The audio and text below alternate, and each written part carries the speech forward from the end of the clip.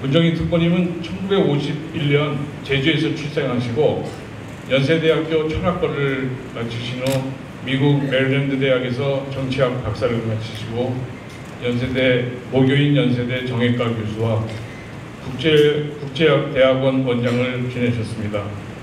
이후 비핵화와 핵 확산 방지를 위한 기구인 아시아 태평양 리더십 네트워크의 공동의장과 대통령 자문기관인 동북아 시대위원회 위원장을 역임하셨습니다. 또 통일연구원장을 지내셨고 한반도 평화포럼의 상임 공동대표이시기도 합니다.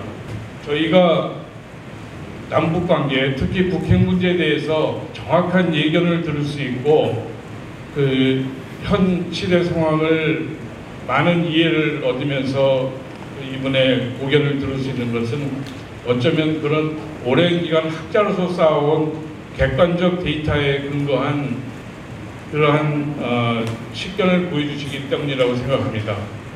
그리고 지난 김대중, 노무현, 문재인 세 대통령이 세 차례 남북 정상회담을 모두 수행한 유일한 분이시기도 하고 그 결과로 북핵 문제, 남북관계, 또 한미관계, 북미관계, 남북미 3자 관계 그런 한반도를 둘러싼 국제역학관계에 대해서 대단한 고견을 가지고 항상 사실과 상식에 기초한 그런 식견을 보여주시고 계십니다. 오늘 저희가 이렇게 가지기 어려운 고귀한 기회를 맞이해서 기꺼이 강연을 맡아주신 문정인 특보님께 감사를 드립니다.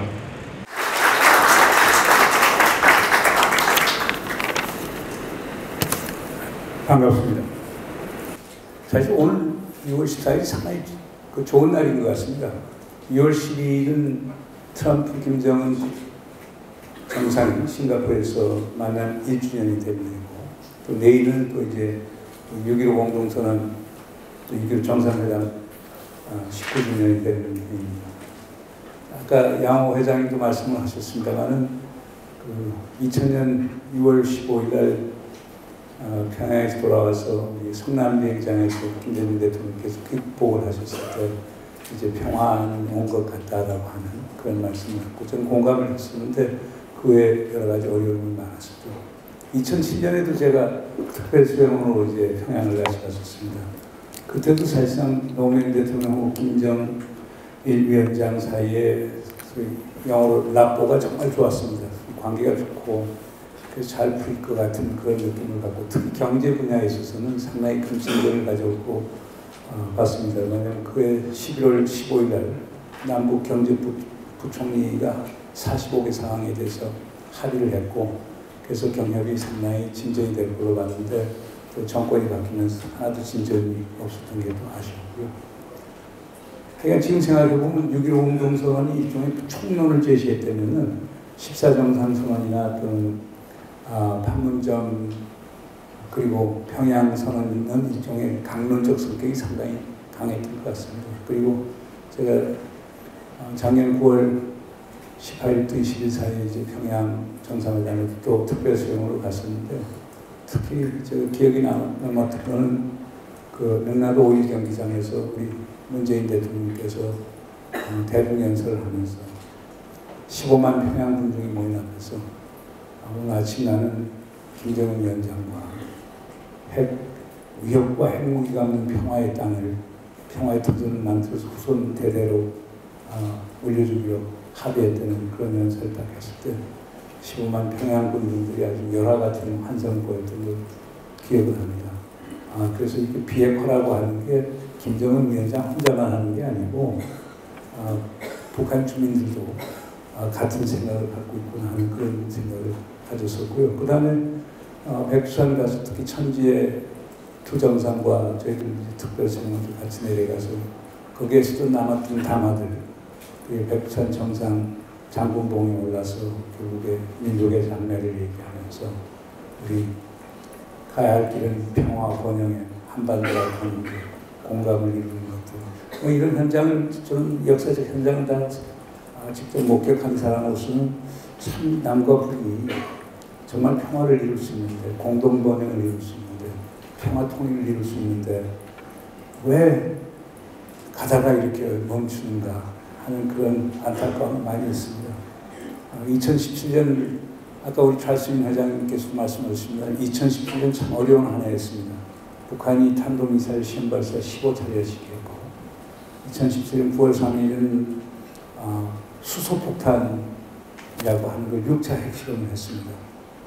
또 미국에서 또 트럼프 행정부에서는 북한에 대한 예방전쟁을 한다, 선제 타격을 한다, 코피 전략을 한다. 전쟁의 분위기가 상당히 무르익었죠. 물론 그때 이제 문재인 대통령이 2010년 8월 15일 8.15 경축사에서 분명히 얘기했습니다. 우리와 사전 협의와 동의 없는 어떠한 군사 행동도 용납하지 않는다. 뭐 이런 것들이 또 일부에서는 한미 동맹을 해치는 방안이라고 이런 얘기도 하긴 했었지만은 그런 게 아주 미국에 주는 함의가 상당히 컸었던 것 같습니다. 그래서 2018년 평창올림픽 그리고 4.27 판문점 정상회담 6월 10일 싱가포르 북미 정상회담 그 다음에 9월 18일부터 20일 사이에 평양 정상회담 상당히 잘 흘러왔죠. 뭐 호사다마라고 그럴까 하여간 2019년 들어와서 2월 28일, 2월 27일, 28일 양일간 이제 하노이에서 북미 정상회담 2차 정상회담이 열렸죠. 이제 거기에서 결렬되면서 지금까지 상황이 상당히 꼬이는 느낌을 주고 있습니다. 그래서 우리가 여기 관심이 있는 것들은 하노이 정상회담이 왜 결렬이 됐을까? 사실 우리 정부는 상당히 기대를 많이 했고 뭐 북에서 상당히 기대를 많이 했던 것 같습니다. 하노이 정상회담이 결렬되는 걸 알려고 하면 네 가지의 기본 컨셉을 이해하는 게 필요할 것 같습니다. 첫 번째는 빅딜이라고 하는 개념입니다. 그건 미국이 제시한 거였죠. 빅딜은 결국에 뭐냐, 북한이 핵, 화생무기, 미사일을 선제적으로 완전 해체를 하면은 북한 경제의 밝은 미래를 보장해주고 북한이 원하는 걸 다 해준다는 거죠. 그걸 소위 일괄 타결이라고 얘기합니다. 그리고 일괄 타결에 깔려 있는 것은 전부 아니면 전무입니다. All or nothing. 그러니까 all for all, all or nothing. 하나 더 있는 것은 북한이 먼저 선해체하면 미국이 후보상 해준다는 이 컨셉입니다. 두 번째 있는 것은 미국의 언론들이 얘기하는 스몰 딜이라고 하는 거죠. 스몰 딜이라고 하는 것은 보통 북한이 제시한 걸 얘기하는 건데 그건 무슨 얘기냐면은 영변에 있는 핵시설을 완전히 폐기할 테니까 영구적으로 폐기할 테니까 미국은 2016년 이후 채택된 5개의 유엔 안보리 제재 결의안 그 중에서도 민간 경제와 민생에 영향을 주는 부분만 해제해달라 라고 하는 것을 소위 스몰 딜이라고 보통 얘기를 합니다. 그 다음 배드 딜이라고 하는 것은 미국 일각에서 하노이 정상회담 전에 나왔던 건데 배드 딜이라고 하는 것은 영변 핵시설을 폐쇄, 그냥 폐기가 아니고요. dismantling이 아니고 소위 shutting down, closing down, 폐쇄하는 조건으로 미국이 북한에 연락사무소 만들어주고 평화선언을 해주고 제재를 부분 완화하는 것. 그건 이제 북한은 많이었고 미국은 적게였다라고 해서 미국 언론들이 그걸 배드들이라고 보통 얘기를 하죠. 한국 정부가 내놓는 거는 하노이 정상회담 이후에 내놓은 게 good enough deal이라고 하는 그 제안을 했습니다. good enough deal이라고 하는 건 뭘 얘기하느냐면요. 미국이 얘기하는 일괄 타결에 대해서는 포괄적 합의를 하자. comprehensive agreement on all for all. 그러나 북한이 갖고 있는 핵미사일 능력이라고 하는 게 단시간에 해체할 수 있는 게 아니니까 시간이 걸리기 때문에 그걸 점진적으로 이행하자.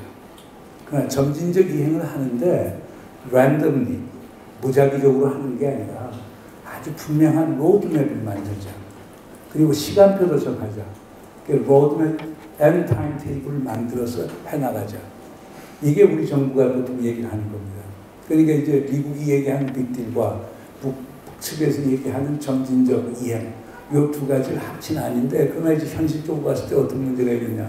하노이 결렬 이후에 미국과 북한 사이에 불신이 벽이 상당히 높이 쌓여져 있단 말이에요. 이걸 뚫기 위해서는 우리 측에서 주장하는 건 뭐냐? 북이 좀 선제적 행동을 좀 해줬으면 좋겠다. 가령 지금 김정은 위원장이 풍계리에 있는 핵실험 시설을 3분의 2 이상 완전히 폐기, 디몰리시를 했다라고 그러니 그런 거에 대해서 국제 원자력기구, 인터내셔널 아토믹 에너지 에이전시 같은 데서 인스펙터를 불러서 거기 와서 소일 샘플링도 하고 감마 테스트 같은 것도 해서 좀 분명히 해치된 여부를 알 수 있도록 하자는 거 하나 하고 평양선언 5조 1항을 보면은 김정은 위원장이 선제적으로 약속해 준 게 있습니다. 그건 뭐냐? 아무런 조건 없이 동창리에 있는 미사일 엔진 실험 시설과 런칭 패드, 발사대를 아무런 조건 없이 폐기하겠다고 약속을 한 게 있었거든요. 그 약속을 행동으로 좀 보여주자. 그러면 우리가 미국 정부를 설득하기가 쉽다.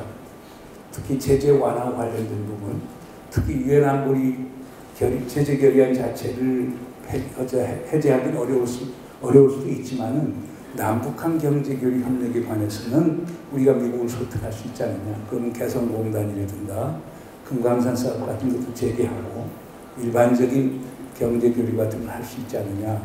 이게 이제 우리 정부가 생각을 하는 것들이죠. 그럼 하노이 정상회담이 왜 결렬이 되느냐. 미국 측이 내놓은 빅딜하고 북측에서 내놓은 영변딜, 그 스몰딜 사이에 미스매치가 있었기 때문에 불일치가 있기 때문에 합의를 못 본 거예요. 물론 이제 만약 트럼프 대통령이 조금 더 진지했다라고 하면은 조금 더 추가 협상을 할 수가 있었을 거예요. 확대 정상회담에서 바로 손 털고 나오는 게 아니고 확대 정상회담을 좀 확장하면서 오찬 시간 갖고 얘기를 했으면 뭔가 타결을 볼 수 있었을 텐데 미국 입장에서는 하여간 그 확대 정상회담에 존 볼튼이라는 국가안보보좌관이 노란 봉투 들고 가서 거기에 들어있는 내용이 바로 핵, 화생무기, 미사일 선제 폐기하면 후보상 해줄 용의가 있다라고 하는 내용인데 그 제안을 던지고 그 다음 떠나버린 거죠. 점심도 안 하고 떠나버렸으니까. 그래서 그런 점에서 보면은 조금 이제 문제가 있어 보이기도 해요. 그러나 하나 분명한 건 거예요. 북측에서 제시한 안은 사실상 평양선언 5조 2항에 있는 사항입니다. 5조 2항에서 보면은 2018년 6월 12일 싱가포르에서 채택한 선언에 부응하는, 상응하는 조치를 취하면은 영변 핵시설을 완전하고도 영구적으로 폐기하겠다라고 하는 조항을 집어넣었거든요. 이번에 정확하게 얘기하면 사실상 북측에서는 그걸 할 용의가 있다. 대신 유엔 안보리 제재 결의안 2016년 이후 채택된 5개 결의안을 결국에 부분 해제해달라고 요청을 했던 거거든요. 이렇게 보면은 북측이 얘기한 건 상당히 predictable, 예측 가능한 거였어요. 그러나 미국 측이 내놓은 빅딜은 사실상 예측 가능한 것이 아니었죠. 뭐 여러분 다 기억나실 겁니다. 스티브 비건 특사가 1월 말에 스탠포드 대학에서 한 연설을 보면은 incremental approach, 점진적 approach, 그리고 parallel approach, 비핵화와 한반도 평화체를 동시에 추진한다는 것, 그리고 roadmap for negotiation, 협상을 위한 로드맵을 만들겠다고 이렇게 나와 있었거든요. 그때 스티브 비건 특사의 연설에 비해서 하노이에서 미국 측에서 내놓은 안은 너무나 예상 밖이었어요. 그래서 뭐 이거 개인적인 해석이라기보다는 워싱턴에 있는 전문가들의 해석은 그런 것 같아요. 아마 그 마이클 코헨 트럼프 대통령 전 변호사 청문회가 열렸는데 그 청문회 열리는 시간하고 트럼프 대통령이 김정은 위원장하고 정상회담하는 시간이 거의 같아요. 2월 27일 날 저녁 9시 정도에 트럼프 대통령이 김정은 위원장하고 만찬을 마치고 호텔로 돌아왔대거든요. 바로 그 시간에, 그게 27일 아침 오전 9시입니다. 낸시 펠로시 하원의장 주재로 해서 마이클 코헨의 청문회가 열렸거든요. 그때 마이클 코헨 여러분 다 기억나실 겁니다. 뭐 트럼프 대통령 레이시스트고 무슨 뭐 띠프고 뭐 이렇게 해서 엄청난 비판을 하는 거였거든요. 그리고 그때 보면 미국의 미디어가 하노이에 전부 다 집중했다가 코헨 청문회를 하니까 그쪽으로 다 가버렸거든요. 그 상황에서 28일 아침을 맞았을 때 트럼프 대통령의 정치적 계산이라고 하는 건 아마 원래 생각한 거고 다를 수도 있는 것 아니냐 하는 그런 느낌이 듭니다. 거기다 이제 존 볼튼 국가안보 보좌관 같은 분이 역할을 했겠죠. 그분은 기본적으로 저도 개인적으로 아시는 분입니다만 가령 북한 같은 국가하고는 독재 국가하고는 협상해서는 안 된다. 협상을 하면 북한 독재자의 정통성만 올려줄 뿐이고 그러니까 그건 옳은 방법이 아니고 북한 같은 데는 제재와 최대한의 압박을 가하고 그게 작동하지 않으면 군사적 행동도 불사해야 된다는 그런 입장을 갖고 있거든요. 그러니까 그분은 기본적으로 오래 그러니까 그것도 우선순위가 북한이 먼저 완전히 대량살상무기 폐기하면은 미국은 그거 하는 거 검증한 다음에 보상을 해주겠다는 그런 입장을 취하는 거기 때문에 아마 그런 게 작용하지 않았는가라고 하는 게 뭐 제 개인적인 해석이라기보다는 워싱턴 그 전문가들의 생각인 것 같습니다. 그러면 지금 미국, 북한, 한국의 입장은 어떤가? 지금 미국의 입장은 그렇습니다. 하노이 정상회담은 실패라고 보지 않습니다. 왜냐하면 북한이 얘기하는 구체적 안을 제시했고 미국이 원하는 안 구체적 제시를 했으니까 서로 대안을 가장 구체적으로 제시한 건 그 처음이었습니다. 그것만으로도 성공이라고 보는 거죠. 그리고 재미있는 건요. 트럼프 대통령이 그런 이제 협상 같은 거 해서 결렬이 되잖아요. 그럼 상대방 지도자에 대해서 엄청나게 비판을 합니다. 트위터로 막 비판하고 그러는데 단 한 건의 트위터도 부정적인 게 없습니다. 가령 뭐 unwavering trust in 김정은에 대해서 흔들리지 않은 뭐 신뢰를 갖고 있는다든가 아주 난 지금도 좋은 관계에 있다. 뭐 가장 그저께만 해도 I got the beautiful letter from 김정은 뭐 상당히 얘기를 하고 어떻게 보면 상당히 apologetic한 부분이 좀 있어요. 미안해하는 느낌 같은 게 좀 있는 것이 보이는 것 같아요. 그러면서 결국 미국이 계속 얘기하는 건 대화하자. 스티브 비건 특사 같은 분도 얼마 전에 한국 와서 제가 만났는데 계속 북측에 지금 대화하자고 얘기를 한대요. 폼페오 국무장관 대화하자. 그 다음에 존 볼튼 같은 강경파도 북측하고 대화하고 3차 북미 정상회담은 가능하다고 그러고 트럼프 대통령도 그 얘기를 하는 거거든요. 그러니까 하여간 미국 입장에서는 자 우리들은 빅딜인데 대화하자라고 하는 것. 그게 이제 미국의 기본 입장입니다. 그 다음에 이제 두 번째 북의 입장은 이런 것 같아요. 상당히 실망스럽고 그리고 그때 협상에 참여했던 북한 주요 인사들은 분노감을 느꼈다라고 하는 거예요. 그게 우리들이 파악하는 북의 반응입니다. 북은 하노이 정상회담에 상당히 기대를 가졌던 것 같아요. 근데 결렬되면서 화도 나고 실망도 하고 한 게 북의 입장이고 그리고 이걸 종합정리해서 해준 게 지난 4월에 김정은 위원장이 북의 최고인민회의 시정연설에서 연말까지 기다리겠다. 인내심을 갖고 미국이 변화된 입장을 갖고 나와라. 변화된 입장이라고 하는 건 영변 프로포절에 대해서 성의 있는 답변을 하라는 거거든요. 그러니까 북도 대화할 용인이 있지만 하노이식이면 안 하겠다. 그러니까 미국도 좀 변화된 입장을 갖고 나와라. 이게 지금 북의 입장이거든요. 한국 입장은 기본적으로 그렇습니다. 아까 말씀드렸던 good enough deal. 그러니까 우선 초기 조치를 좀 서로 하자. 그래서 그걸 우리 정용 실장 같은 분은 이제 그 early harvest라고 하는 초기 수확을 좀 하자. 왜냐면 북미 간에 말은 많이 왔다 갔다 하고 정상회담을 했지만 뭐 성공해서 이룬 게 없지 않느냐.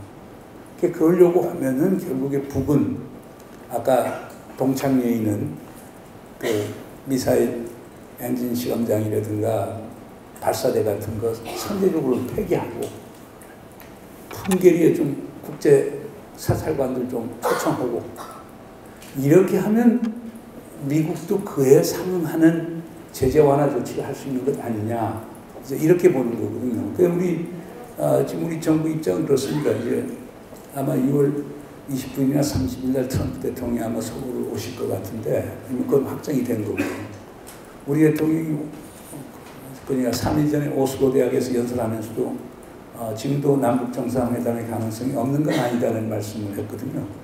그러니까 작년 5월 26일 날 여러분 기억하실 거예요. 북에서 20시간 여유를 주고 원 포인트 비공식 정상회담 하다고 제의를 해왔거든요. 그러니까 비공식 비밀 정상회담이에요. 그러니까 시간은 충분하다고 봐요. 일주일 정도 시간적이 아니 일주일 아니어도 돼요. 그러니까 준비만 돼 있으면 두 정상이 만나고만 싶으면 판문점에서 두 정상이 만나면 되는 거니까요. 그래서 남북 정상회담은 우선 먼저 해야 될 거예요. 또 이유가 있습니다. 트럼프 대통령이 우리 문재인 대통령이 계속 부탁을 한 게 김정은 위원장이 어떤 생각을 하고 있는지, 어떤 의도를 갖고 있는지, 미국의 빅딜에 대해서 왜 그렇게 거부를 했는지 이걸 좀 알아달라고 부탁을 했기 때문에 우리 대통령 입장에서는 김정은 위원장을 만나야 돼요. 만나서 그걸 들어서 트럼프 대통령한테 얘기를 하고 그래서 그러니까 남북 정상회담을 먼저 하고 그 다음 자연히 한미 정상회담을 하고 그리고 북미 정상회담이 이루어지고 만약 운이 좋고 그 다음 우리 정부가 외교적 노력을 잘한다면 남북미 3자 정상회담이 거의 같은 시간에 열릴 수 있다라고 하면은 바람직한 것 아니냐. 사실상 그건 그렇습니다. 우리가 북한의 정책 결정 구조로 봐서는 김정은 위원장이면 누구도 소위 시원한 답을 줄 수가 없어요. 트럼프 대통령도 마찬가지고요. 트럼프 대통령이 최종적 결정을 내리는 거지 과거 대통령처럼 참모들에게 의존을 그렇게 많이 하는 건 아니거든요. 그러니까 우리 정부 입장에서는 결국 정상끼리 만나서 톱다운 어프로치를 하고 결정이 된 것을 실무 수준에서 이행하는 게 그게 바람직하다. 그래서 그 시각 갖고 이제 갔는데 우리 정부 입장은 가급적이면 남북 정상회담을 빨리 트럼프 대통령 오기 전에 하고 트럼프 대통령 왔을 때 한미 정상회담 그리고 만약 그때 모든 게 맞으면 바로 백투백으로 해서 북미 정상회담도 뭐 판문점에서 할 수 있는 거니까요. 그렇지 않습니까? 사실 미국 대통령이 그렇게 한국 같은 데 쉽게 또는 아시아 쪽으로 쉽게 올 수 있는 건 아니기 때문에 모처럼 이제 한국을 재작년 11월에 오고 이제 두 번째 오는데 그걸 좀 활용해서 좀 모멘텀을 만들 필요가 있지 않은가 봅니다. 제가 지금 볼 때 보면 그러면 여기 지금 어떻게 하면 지금 현 교착 국면을 극복할 수 있는가라고 하는 걸 지금 보면은요. 우선 미국 측에서는 지금 사모아하고 파고항에 억류 중인 북한 화물선 와이즈 어네스트 요거 문제를 해결해 줘야 될 것 같아요. 그래서 저는 지금 북미 간의 대화가 없으니까 이 와이즈 어네스트 화물선을 풀어주는 것 관련된 대화를 북미 간에 할 필요가 있지 않는가. 그렇게 해서 우선 그 북의 입장은 그렇습니다. 북이 제재에 대해서 왜 그렇게 민감한 반응을 보이냐면은 제재를 북은 적대적 미국이 북한에 대한 적대적 의도와 정책의 산물이라고 보는 거거든요. 그러니까 미국 관계에 제일 어려운 게 이런 겁니다. 북한이 원하는 것은 싱가포르 선언 1조에서 보면 미국과 북한은 새로운 관계를 수립한다고 그랬거든요. 북한이 생각하는 새로운 관계 설정이 첫 번째 조건이 적대관계 해소예요. 제재는 적대관계의 가장 명백한 징표로 보는 거거든요. 그러니까 제재를 부분적으로 해소해줘야 미국과 북한 간의 새로운 관계가 될 수 있다고 보는 거고 반면에 미국 입장에서는 그건 아니다. 제재는 북이 결국에 국제법 위반했기 때문에 또는 유엔 안보리 제재 결의안 위반했기 때문에 제재받는 것 아니냐. 제재는 북한이 좋은 행동 보인 다음에 제일 마지막에 출구에서 해줄 수 있는 거다. 여기 큰 괴리가 있는데요. 그러나 하여간 지금 억류된 화물선을 활용해서 북미 간에 우선 대화를 재개하는 게 상당히 필요하다고 보아지고요. 그 다음에 이제 아까 말씀드린 대로 북한 지도자가 약속했던 판결이나 동창리권은 북한이 좀 선제적으로 좀 보여주면은 그럼 우리가 미국 정부를 설득하는 데도 훨씬 쉬워질 것 아닌가 하는 느낌이 듭니다. 그래서 그 다음에는 제가 볼 때는 그 북이 제시한 영변 그 프로포절이 그렇게 스몰 딜이 아니에요. 영변에는 보면 뭐 미국도 잘 알고 있는 겁니다만 영변을 보면은 이제 오메가와트짜리 흑연 감속로가 있고 연료 생산 공장이 있고 방사화학 재처리를 통해서 이제 프로틴을 만드는 재처리 시설이 있고 그 다음에 수소폭탄 만드는 데 필요한 삼중수소, 이중수소, 리튬하고 트리튬 그 레보라토리가 또 있고 거기에 또 원심 분리기가 센트리퓨지 시스템이 한 2,000개 정도 넘는 그런 고농축 우라늄 시설이 또 거기에 들어가 있거든요. 그러니까 거기에다가 뭐 영변 리서치 앤 디벨롭먼트 센터, 영변 카레지 오브 사이언스 앤 테크놀로지 해서 영변군 일대에 빌딩만 한 370개 이상이 되는 걸로 지금 알려져 있습니다. 만약 북한이 그것을 다 폐기하겠다면은 제가 볼 땐 적은 건 아니라고 봅니다. 그 스탠포드 대학에 있는 제크리드 해커 박사 같은 사람은 60에서 70%는 차지한다고 보는 거거든요. 그러나 그것만 갖고는 미국이 절대 안 움직일 겁니다. 플러스 알파를 해야 될 겁니다. 플러스 알파라고 하는 것은 지금 뭐 추정하는 건 강선 지구 같은데 고농축 우라늄 시설을 은닉하고 있다고 보는 거거든요. 그게 트럼프 대통령이 얼마 전에 5개 핵시설이 있는데 한두 개만 없앤다고 하는 표현을 이렇게 하셨는데 그 영변 플러스 알파에 대해서 무슨 약속을 북에서 좀 해줘야 될 거예요. 그렇게 되면은 제가 볼 때는 조금 풀릴 것 아닌가 생각이 듭니다. 그래서 뭐 결론적으로 말씀드리자면요, 하노이 결렬 이후에 어려움이 있는 건 분명한 사실인데 그게 협상의 끝은 아니고요. 되살릴 수 있고 지금 문재인 정부는 그 되살리기 위해서 엄청나게 많은 노력을 지금 하고 있습니다. 안 그래도 지금 다음 주 수요일에 이제 워싱턴에서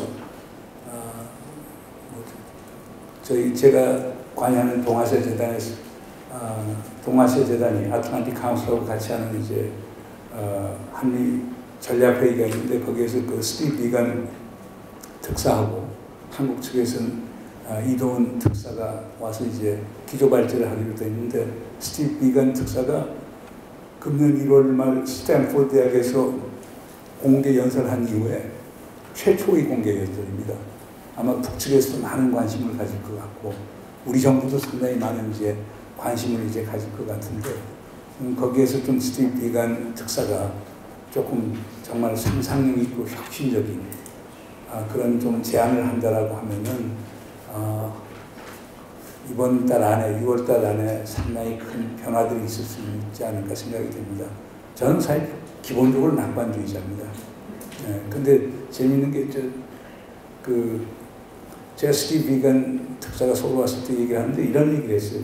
워싱턴을 가보니까 워싱턴에 있는 뭐 정치 지도자들 또는 전문가들 보면은 상당히 한 100여 명 이상은 내가 많았는데 30%는 패시미스트고 30%는 스캡틱스고 30%는 시닉스이더라. 그래서 한 10%만 optimist로 보이는데 그 10%도 그 중에 9%는 cautious optimist고 1%만 authentic optimist라고 딱 했더니만 스티브 비건이 어떤 얘기냐면 자기 포함해서 그 국무국 같이 그날 회의에 왔던 국무부 부차관보는 알렉스 옹하고 그 다음 백악관 특별보좌관하는 앨리슨 후크하고 그 다음 케빈 킴이라고 우리 한국계 국무부 직원이 있는데 그 스티브 비건의 보좌관인데요. 자기 포함해서 4명은 그 1%에 속하는 optimist예요. 그러면서 또 하나 더 있대요. 한 사람 더 있대요. 누구냐? 프레지던트 트럼프가 그 1%의 optimist라고. 그런 점에서 의미가 있는 것 같아요. 그래서 기대를 해볼 만하다고 봅니다. 감사합니다.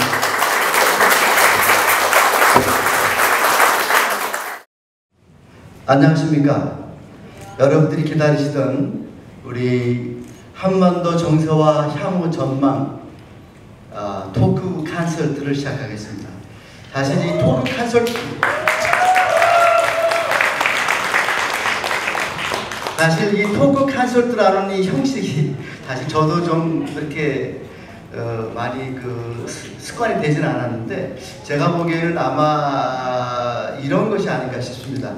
여러분들께서 격이 없이 이렇게 질문도 하시고 같이 우리가 이 탑픽을 가지고 서로의 생각들을 나누고 서로 주거니 받거니 하는 그러한 콘서트로 생각하시면 될 것 같습니다. 이런 종이에다가 여러분들의 그 질문을 정성스럽게 써주시면, 그리고 이 앞에 붙여주시면은 저희들이 그걸 보고 질문들이 서로 중복이 되지 않는 한에서 그 질문들을 우리 두 분께 드려서 두 분께서 답을 하시고 서로 대화 나눌 수 있는 그런 식으로 우리가 이걸 진행하고자 합니다. 어떻게 해서든지 우리는 이 꺼져가는 듯한 이 불씨를 살려서 이 북미 정상회담 제3차 북미 정상회담을 열 수 있는 토양을 만드는 데 일조해야 될 것이고, 그 다음에는 거기서 좋은 성과가 나서 우리가 진짜 원하고 염원하는 한반도의 평화, 그리고 번영, 그리고 우리가 그 인류의 보편적 가치가 폭포처럼 쏟아지는 그러한 통일을 우리가 이루는 것이 우리의 목표가 아닐까 싶습니다. 북측에서 그 연초에 그 신년사에서 말했던 새로운 길이라고 하는 것은 과연 어떤 것을 우리가 말할 수 있겠는지 한번 혹시 말씀을 좀 해주시면 어떨까 싶습니다. 새로운 길을 택할 수도 있다 이렇게 얘기를 했기 때문에 그것은 아직까지는 북측에서 하나의 단서 조항으로 내놓은 얘기지 그리로 가겠다는 얘기도 아니고, 또 아직까지는 대화와 또 어떤 협력의 방점을 찍고 있기 때문에 저는 사실 거기에 대해 구체적으로 언급하기가 매우 불편한 생각이 듭니다. 그렇지만 문맥상으로 봤을 때야 당연히 대화와 협력이 좌절됐을 때, 또 어떤 북한식 셈법이 좌절됐을 때, 그렇다면 우리식으로 갈 수도 있다. 이런 상당한 경고의 의미를 담은 매우 불편한 표현이거든요. 그러니까 사실 그런 경고가 한 번만 나온 것도 아니고 지금 여러 번 나왔고, 또 노동신문을 통해서도 계속되고 있기 때문에 북에서는 시간이 많지 않다, 빨리 결심해라, 이런 어떤 그 하나의 수사적 표현이라고 보고, 그 새로운 길은 없었으면 좋겠다. 네, 저는 그렇게 생각합니다. 그 예측하기 상당히 힘들고요. 그러니까 가령 우리가 걱정하는 게 이제 북이 핵실험 다시 하고 탄도미사일, 특히 ICBM 그것을 이제 실험 발사 같은 거 만약 한다고 하면 그 새로운 길은 아니지 않습니까? 이미 해왔던 길이기 때문에. 그럼 그것이 새로운 길이 아니라면 뭔가 자력 갱생의 길을 이제 가는 건데, 그래서 자주경제, 자립경제부터 시작해서 군사적인 자주적 노선의 강화 같은 것도 나올 수 있고, 아니면은 중국하고 러시아하고 외교적 연대를 강화시킴으로써 미국부터 고립에서 이제 벗어나려고 하는 이런 것들이 생각할 수 있는 것들인데, 아직까지 그것을 구체화시키지는 않았기 때문에 답변하기 상당히 힘들 것 같습니다.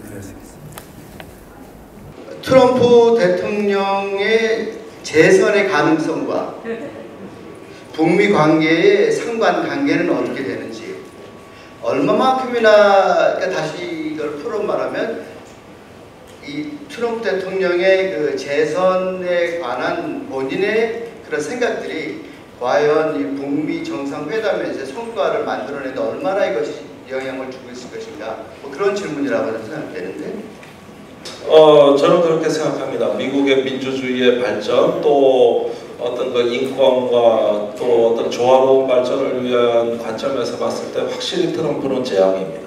재앙도 보통 재앙이 아니라 거의 재난적 사태라고도 할 수가 있고, 그 우파 포퓰리즘의 폐해는 미국 내에 국한되는 게 아니라 지금 우리나라에까지 상륙이 돼가지고 혐오의 정치로 또 한반도판 우파 포퓰리스트로 가고 있습니다.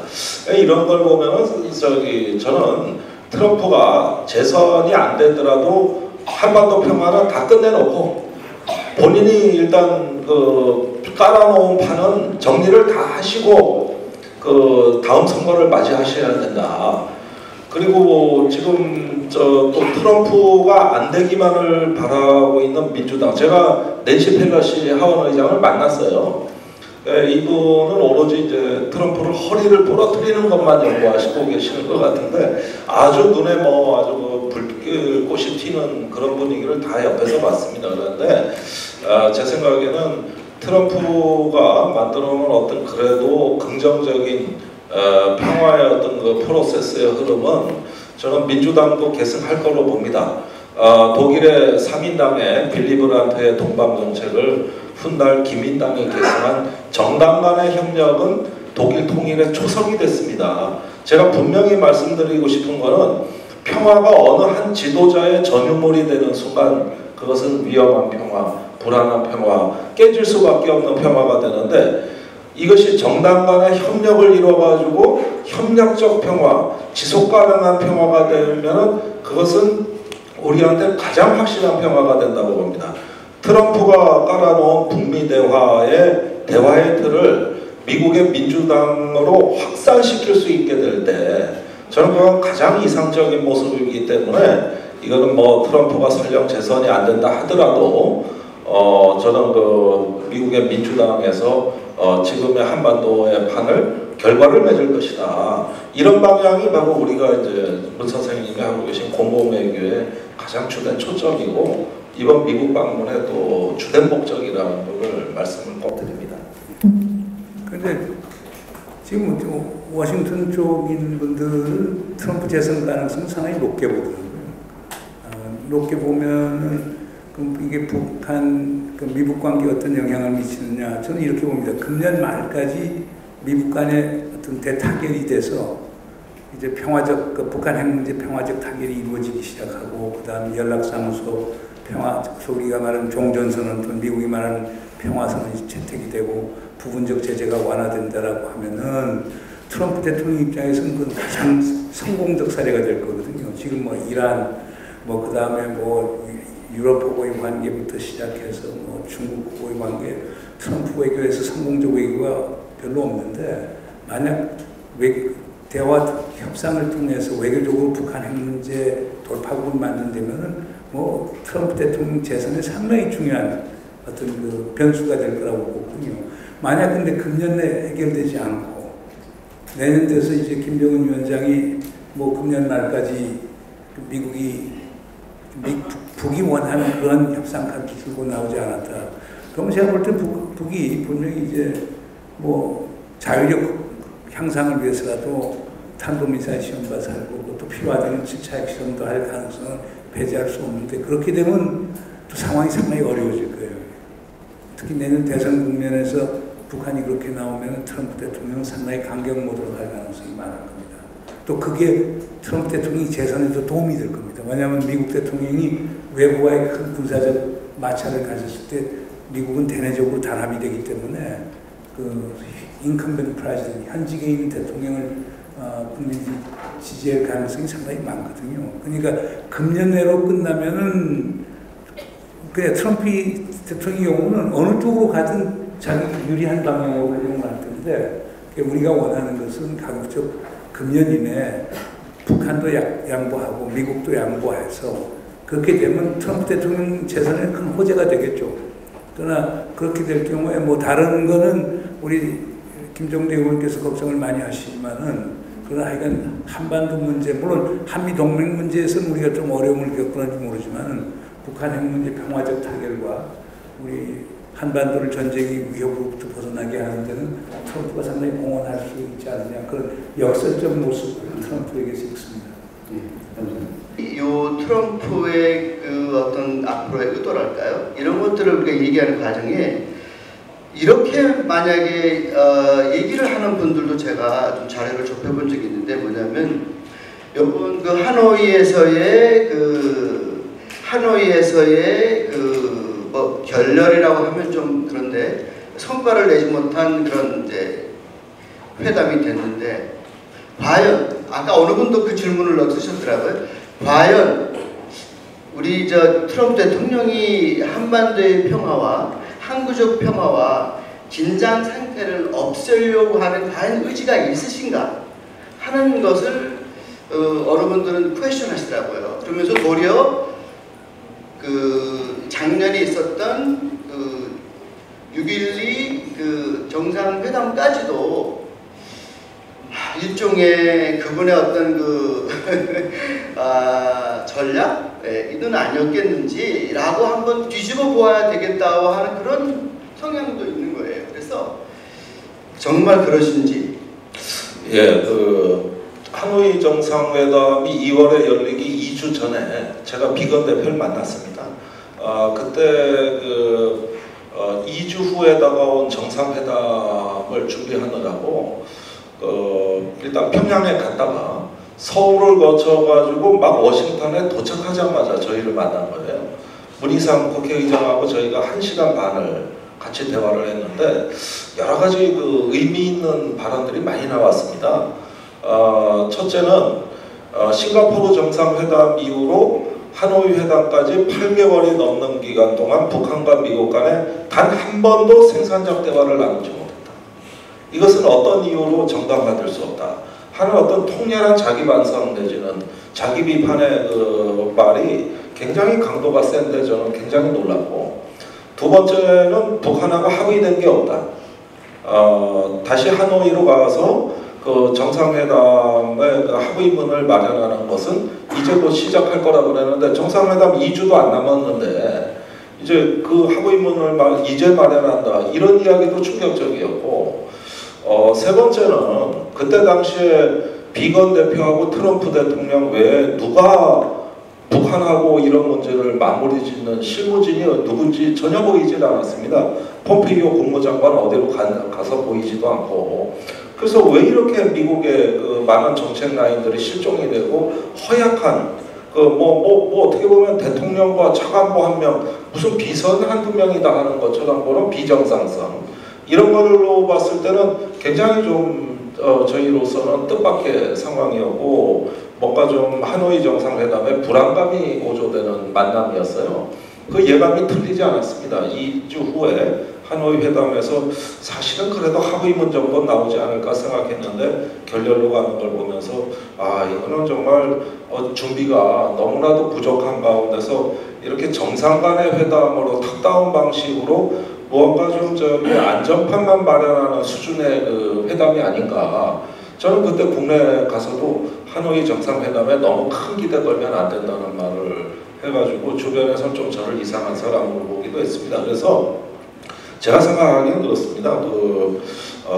이런 것들이 국내 정치적인 요인으로 인해서 상당히 거기에 집중하기 어려웠던 국내 정치 사정, 또 어떤 미국 내 어떤 정책 그 수행자들이 의견 통일을 기해가지고 좀 이렇게 구심점을 만들어 힘있게 가는 모습이 전혀 아니었다는 거. 그 다음에 이제 야당의 어떤 물어뜯기, 또 거센 반대, 언론의 반대, 이런 것들로 해가지고 백악관이 거의 포위당해 있었다. 그런 상황들이 다시 한번 좀 재정비되지 않으면 또 하노이의 재판이 될 수 있기 때문에 이후의 과정이 더더욱더 우리로서는 주목이 되는 거고, 지금 좋아지고는 있거든요. 그런 면에서 지난 하노이에서는 그거는 정말 저희가 두 눈으로 본 것은 굉장히 뜻밖의 안 좋은 상황이었다는 거고, 왜 그렇게 됐는가도 철저히 복기를 해봐야 된다고 저는 생각합니다. 근데 우리 최 박사님 아까 질문하신 것 중에 보면 트럼프 대통령의 입장은 그럴 거예요. 무엇이 미국의 국가 이익에 가장 큰 도움이 되느냐. 그럼 한반도 관련해서 우리 한국에 첨단 무기 많이 팔아서 미국의 경제적 이익을 극대화시키는 것. 또 그 배후에는 군산복합체도 있겠죠. 그것을 통한 국가 이익도 있을 거고, 한반도 평화가 와서 평화를 통해서 미국이 더 많은 걸 얻을 수 있는 것인가. 아마 이런 계산을 하겠죠. 그러나 여기서 하나 중요한 것은 트럼프 대통령 혼자서 한반도의 운명을 결정하는 건 아니거든요. 남과 북이 얼마나 협력해서 자주적으로 나가느냐는 게 중요한 겁니다. 그래서 자꾸 우리가 사실상 미국과 한국 관계, 미국과 한반도 관계를 볼 때 항상 생각하는 건 미국이 강한 나라니까 우리의 운명을 일방적으로 결정하는 것처럼 과거 분단의 역사를 얘기하면서 그렇게 하는데 저는 동의하지는 않고요. 그래서 제가 볼 때는 트럼프 대통령 입장에서는 한반도 상황이 어떻게 전개되는 것이 미국의 국가이익에 가장 좋은가 생각하겠죠. 그러나 여기서 또 해야 할 건 우리가 우리 국가이익, 이게 가장 좋은 건 뭔가? 북한의 국가익, 우리 남의 국가익, 또 둘이 합쳐진 민족의 이익이라고 하는 입장에 봤을 때 무엇이 좋을까? 당연히 우리는 평화를 원하겠죠. 그리고 우리가 강하게 원하는 평화를 미국 대통령이라고 하더라도 좌지우지할 수는 없다고 봅니다. 그래서 문제는 트럼프 대통령 의도도 중요하지만은 남과 북의 지도자 그리고 국민들의 자세가 좀 더 중요하다고 봅니다. 객관적인 상황도 물론 중요하지만 어떻게 하면 주체적인 우리 역량, 남북, 해외 우리 코리안들의 역량도 중요하다라고 하신 말씀 같습니다. 조금 짓궂은 질문이 하나 들어왔어요. 가벼운 질문인지는 모르고. 문특보님, 특보님은 한국 일각에서 비판하듯이 진보이십니까? 본인의 정치적 성향에 대한 자신의 판단은 어떤 것인가요? 궁금합니다. 이렇게 들어왔네요. 저는요, 진보와 보수로 양분하는 것에 대해서 저는 반대합니다. 제가 국제정치학자고 국제정치학자가 보는 것은 우선 우리가 생각해야 될 것은 우리의 국가의 국민을 위한 국가이익이 뭔가를 봐야 되겠고요. 그걸 풀어나가는 건 상식과 순리를 갖고 보는 겁니다. 지금 내가 얘기하는 건 상식과 순리입니다. 저는 진보의 논리가 아닙니다. 제가 많이 비판받았던 게 가령 재작년 6월에 제가 워싱턴에 했던 말은 북한이 핵미사일 시험하는 거 중지하면은 한미연합군사훈련도 중지하는 것, 그게 상식 아닌가? 우리는 한미연합군사훈련 계속 크게 하고 북한 보고만 못하도록 하면 그건 상식이 아니지 않습니까? 또 역사의 흐름이 있지 않습니까? 우리가 분단된 역사, 그리고 70년 넘는 한반도 갈등 분쟁 구조, 40년을 넘는 지금 핵 문제, 그거 풀 때 된 거 아닙니까? 분단을 넘어서고, 그 다음에 갈등을 넘어서고, 그 다음에 핵 문제 해결하고 평화로 가는 것, 그건 역사의 순리라고 봅니다. 그래서 저는 진보 보수의 문제가 아니고 simply, 그러니까 아주 단순하게 얘기해서 얼마나 상식과 순리, 그리고 그것이 얼마나 객관적 팩트, 사실에 기초하는가, 저는 그 시각에서 보는 거지. 그러니까 저는 참 곤란한 게요, 진보진영 가면은 문 선생이 얘기하는 거 보면 상당히 보수적인 게 많아. 당신 우리 진영에 속하지 않는다고 얘기하고, 보수 쪽의 사람들은 당신 과거에는 보수였는데 지금 보니까 완전히 진보로 바뀐 것 같다라고 얘기하는데 저는 그분들하고 동의하지 않습니다. 가령 예를 들어서 제가 94년에 미국에서 교편을 잡다가 한국 들어갔는데요, 그때는 조선일보에 주로 칼럼을 썼습니다. 그러다가 조선일보 쓰다가 중앙일보 쓰다가 그 다음에 한겨레 신문 쓰다가 그 다음에 오마이뉴스 오브 프레시안 중심으로 하다가 그 다음 중앙일보 다시 돌아오긴 했지만은요, 이 과정에서 보면 저는 변한 게 하나도 없고요, 신문의 논조가 변한 거라고 보는 거거든요. 그래서 그러니까 제일 중요한 건 상식과 순리에 따라 문제를 푸는 게 최선의 길이다. 이념의 프리즘을 갖고 보면은 문제를 해결할 수 없다. 이게 제 결론입니다.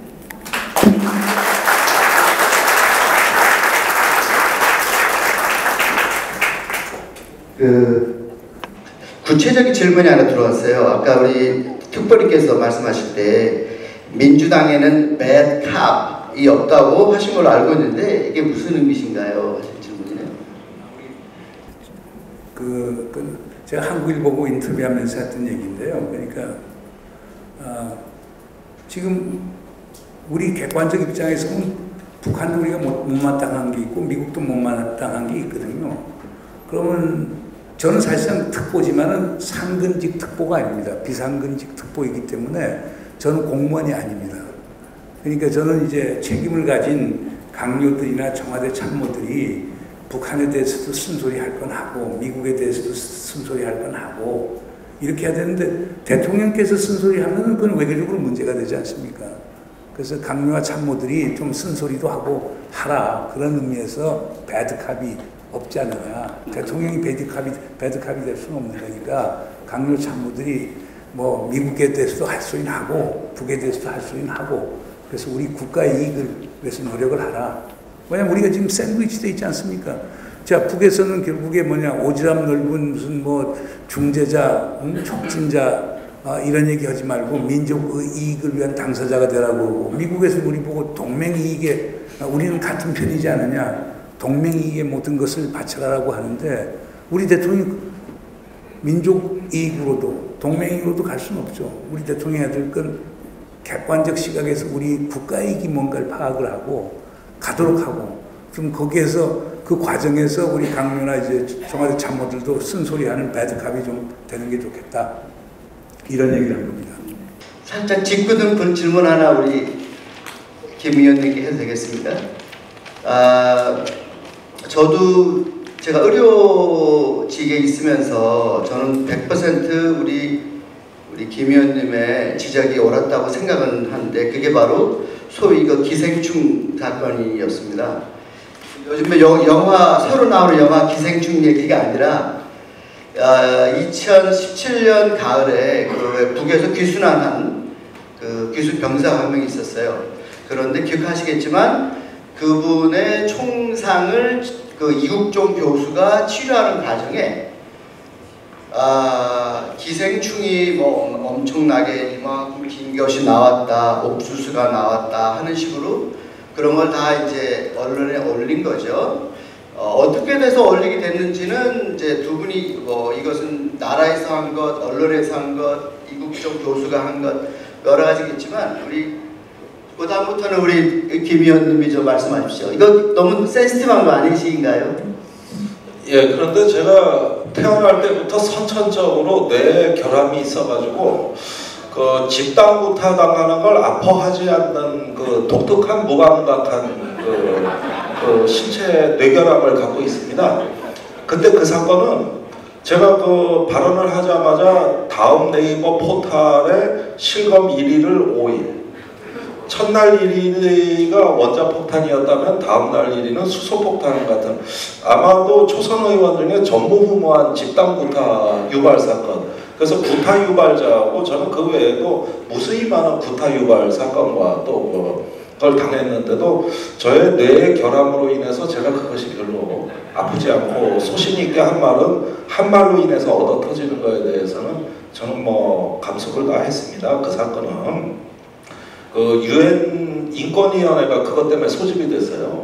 그래가지고 한국 정부에서 그 환자의 프라이버시를 침해했다는 이유로 UN 인권보고관이 한국에 급파가 돼서 그 긴급 기자회견도 했었는데 이건 언론에 거의 보도가 안 됐고 그 외에도 뜻있는 분들이 전부 뭐 기생충 박사, 서민금 박사 같은 분들도 등장해서 저를 응원했고 또 저가 항상 어려움에 처할 때 성소수자 보호를 하다가 또 비슷한 집단 구타를 당했을 때도 유엔에서 저를 도와왔습니다. 그래서 제가 항상 낙동강정선까지 밀릴 때 유엔에 빨리 파병 좀 해달라고 항상 그 요청을 하면 어김없이 응답을 해주셨어요.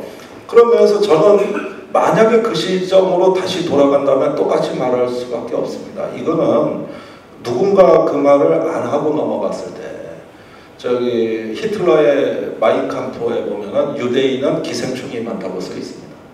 이게 바로 상대방을 악마화하고 혐오하면서 그 저기 유대인을 탄압하는 혐오의 감정으로 연결이 됐는데 이렇게 남북한 간에 중요한 평화의 순간이 오는데 우리가 북한 주민이 더럽다 또 뭐 그 기생충이다 이렇게 이야기를 해버리면 이건 정말 끔찍합니다. 그 평창 올림픽 했을 때 남북 아이스하키 팀 단일팀이 구성이 됐잖아요. 그때 청년들이 이걸 다 나쁘게 이야기를 하면서 가장 많이 올라온 댓글이 뭔지 아십니까? 평창올림픽 구경 가지 마라. 기생충 먹는다. 이 표현이었습니다. 판도라의 상자를 그렇게 한번 열어버리니까 제가 뭐 집단구타 당한 건 그때뿐이지만 그 이후에 평창올림픽 때 20대, 10대 그 청년들이 무수히 많은 댓글이 제일 많은 게 기생충 집단하고 왜 섞이느냐 이렇게 했고 그 오청성이라는 그 병사가 나중에 언젠가 정착해서 결혼도 하고 이제 연인도 가족도 만들어야 되는데 그 기생충이라는 이미지는 끝까지 따라다니면서 그 마지막에 어떤 연인이나 배우자한테 그것이 연상이 된다는 이것은 그 굉장한 인권 유린입니다. 그래서 이제는 누구도 말하지는 않습니다. 또 불평하니까 자기들도 아니까 그런데 제가 말씀드리고 싶은 건 비핵화도 중요하고 평화협정도 중요하고 별의별 거 다 중요합니다만 북한에 대해서 우리가 갖고 있는 진실한 감정을 저는 묻습니다. 평화협정은 누구나 이야기할 수 있고 뭐도 할 수 있는 거지만 우리가 인간적으로 저들과 포용하고 같이 손을 잡을 수 있고 안아줄 수 있는 따뜻한 톨레랑스, 관용의 마음을 갖고 있는가? 그런 마음이 우리한테 넉넉하게 준비되지 않는다면 언젠가는 남북 간의 이런 어떤 노력도 다 물거품이 되는 날이 곧 온다. 저는 그 점에서 다시 그 시절로 간다 하면은 탈북자한테 무슨 인권이냐, 목숨 살려줬더니 무슨 인권 타령이냐, 이런 얘기하는 내부의 적과 싸울 겁니다. 네. 그거는 다시 그렇게 되면 또 다시 너무 멋지십니다. 응원합니다. 최근에 그 동아시아 정책 논쟁 거기에 그 한국의 무기 구입 이대로 좋은가라고 하는 굉장히 진짜 훌륭하신 주옥 같은 글을 올리셨어요. 잠깐만이라도 설명해 주시면 감사하겠습니다. 네, OECD 국가 중에서 그 연평균 8%, 그 다음에 앞으로 5년간 7.2%의 국방비가 오르는 나라는 대한민국밖에 없습니다. 세계에서 가장 빠른 속도로 국방비가 증가하고 있어요. 한편으로 북한이 왜 이렇게 문재인 정부에 화가 많이 났는가 하는 이면에는 바로 이 점이 있습니다. 남북한의 대화가 교착 상태에 있는 이 와중에도 한반도 세력 균형이 본인들에게 불리하게 돌아가고 있다는 그런 어떤 그 위기의식이라고 저는 생각을 합니다. 자꾸만 전략 자산은 우리 한반도에 자꾸 증강되고 있어요. F-35 전투기도 들어오고 있고 또 그 외에도 어떤 공중부력이라든지 공격 헬기라든지 전 세계에서 가장 무기를 많이 사는 나라. 이러다 보니 국방비가 쑥쑥 늘어날 수밖에 없는 이런 구조거든요. 그래서 물론 트럼프 대통령한테도 무기를 많이 사달라는 부탁을 받긴 했습니다만 한 가지 불안한 건 뭐냐면은 북한이 안보의 위협을 덜 느끼게 해서 북한이 마음 놓고 안정적으로 비핵화를 할 수 있도록 해주려면은 북한에 어느 정도 이렇게 좀 안보의 위협을 줄여줄 필요가 있는데 지금 멈출 수가 없거든요. 이거는 문재인 대통령도 어쩔 수 없는 측면이 있습니다. 그래서 또 이렇게 급격히 늘어나는 국방비 7.2%가 늘어나지만 무기 도입비는 14%가 늘어나고 있습니다. 매년. 그러니까 그게 국방 예산 증액을 선도하고 있는 거거든요. 그러면서 또 외국의 기술은 종속되고 점점 더 많은 예산이 무기 도입비 플러스 정비비로 나갑니다. F-35 한 가지만 예를 들겠습니다. 한 대당 도입 비용이 1,800억 원입니다. 한 대당. 그런데 20년간 운영한다고 봤을 때 한 대당 운영비가 2,500억 원입니다. 1년에 한 대당 125억 원이 들어갑니다. 그리고 1시간 비행 비용이 16,000달러입니다. 이렇게 그 엄청난 운영비의 반 이상이 또 외국으로 나갑니다. 그러니까 사는 비용, 운영 비용 이렇게 하다 보니까 국방 예산 46조 원 중에 국방비에서 이렇게 유지비로만 나가는 또 4조 6천억 원이 앞으로 증액돼야 됩니다.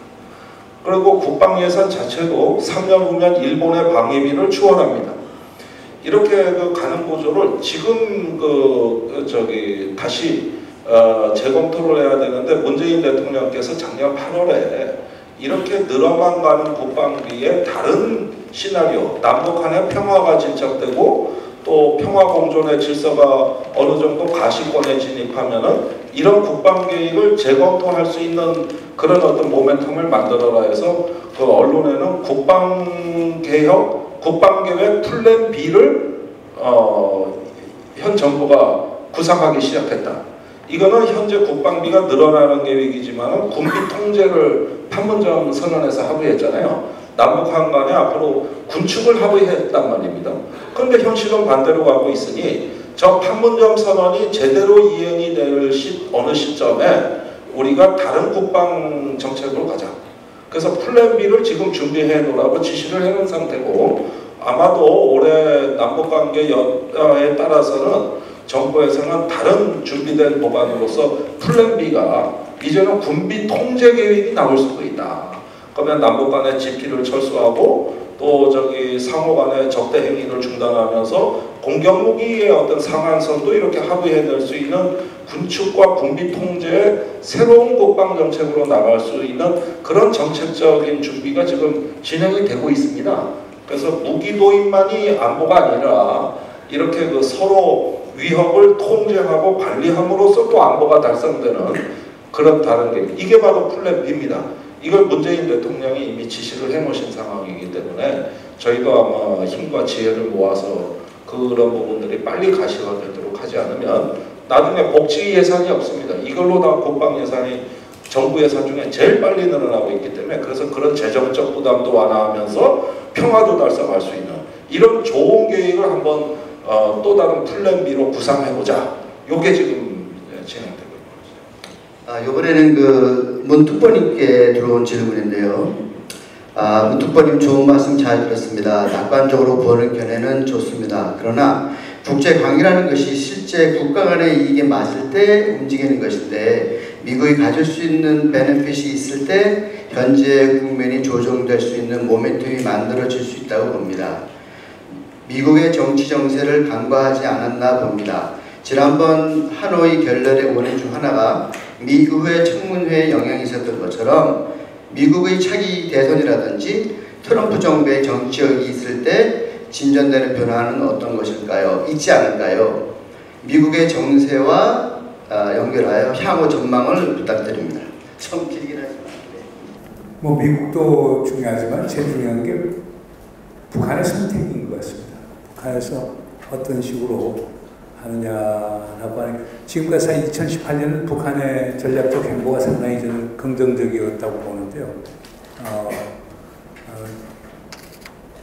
한 쉬운 예로 뭐 말씀드린 겁니다. 지금 북미 간에 이제 교착 상태인데 지금 미국에서 계속 지금 대화하자고 그러거든요. 전 대화 나와서 그냥 따지는 게 좀 좋다고 보고요. 그 다음에 지금 트럼프 대통령 6월 말에 오는데 당연히 우리 대통령하고 판문점에서 원포인트 정상회담을 해서 얘기해 나갈 필요가 있지 않느냐. 우리가 본 거는 사실상 2018년에 우리가 본 김정은 위원장은 완전히 다른 지도자였거든요. 지극히 정상적인 지도자였습니다. 저도 두 번을 만났으니까 판문점에서 만났고 평양에서 만났고 무슨 백두산 천지까지 하면 3번을 본 셈인데 지극히 상식적인 얘기들. 가령 두 가지 예를 들어보자. 하나는 판문점 정상회담 도보다리에서 김정은 위원장이 우리 대통령 앞에 했던 얘기가 이런 내용입니다. 그러니까 우리 문 대통령이 계속 북한의 비핵화 문제를 얘기를 하니까 아니 우리가 이게 김정은 위원장이 했다는 얘기입니다. 우리가 미국하고 조금 자주 얘기하고 미국하고 신뢰를 쌓고 미국하고 불가침작한 틈을 맺는다면은 왜 우리가 핵무기를 갖고 고통을 받아야 합니까? 비핵화는 선대의 이윤입니다. 이거 분명히 얘기를 했거든요. 그 다음에 지난번에 판문점에서 그러니까 9월 18일 날 목란관에서 김정은 위원장이 환영 만찬을 해놨었는데 그때 저하고 임동원 선생님하고 이제 명락성 교수님하고 셋이서 가서 이제 술 건배를 한번 했어요. 근데 그 양반이 하는 얘기가 얼마나 어렵게 우리가 여기까지 왔습니까? 이제 퇴행은 없습니다. 꼭 빠른 시간에 성과를 내야 됩니다. 그 얘기를 2번씩이나 강조를 하더라고요. 그래서 제가 볼 때는 상당히 지극히 오만 가지 무슨 쿠알라룸푸르에서 일어난 일, 장성택이 일어난 일, 이런 모든 불미스러운 일이 있음에도 불구하고 어떻든 외교적으로 한번 얘기해서 합의를 해서 돌파구를 만들 수 있는 그런 지도자가 아닌가 하는 그런 생각이 듭니다. 그래서 제가 볼 때는 지금 아까 말씀하신 지적해 주신 질문에서 미국이 어떤 전략을 취하느냐는 것은 북이 어떤 대응으로 나오느냐에 달려있는 거거든요. 지금처럼 이쪽에서 전화 10번, 20번씩 소위 북에 연락하는데 리턴 콜도 하나도 안 해줘버리면은 될 수가 없지 않습니까? 그래서 저는 지금 상당히 이제 크리티컬 피리어드, 결정적 시기에 있기 때문에 김정은 위원장께서 좀 아주 현명한 결단을 내려서 지금 한동안 이렇게 침체되어 있던 그 톱다운 정상회담 구조를 되살리는 게 미국의 정책도 바꾸는 거고 남쪽하고도 더 협력해 나가는 게 아닌가 생각이 됩니다. 그 답은 북에 있다.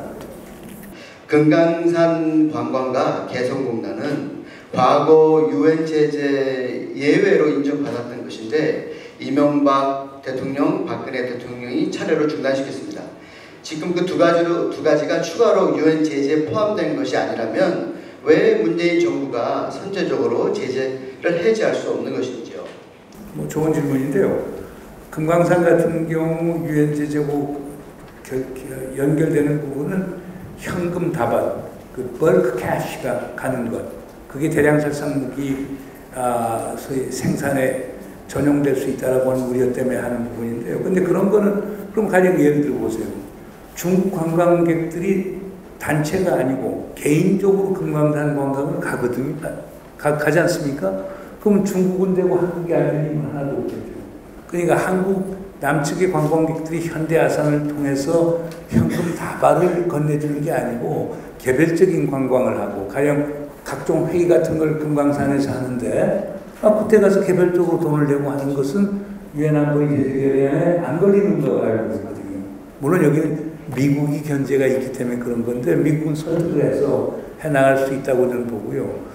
개성공단은 그보다 조금 더 심각합니다. 거기에는 그 전략무기 통제부터 시작해서 다양한 형태의 유엔 안보리 제재결의안이 영향을 미치는데 거기도 현금 다발 넘어가는 문제가 있는데 뭐 그런 것도 이런 것도 가능할 겁니다. 가령 예를 들어서 미국 측에서 계속 주장해왔던 건데 그 개성공단이 문 닫을 그 즈음에 우리가 한 달에 한 1,300만 불 정도가 갔거든요.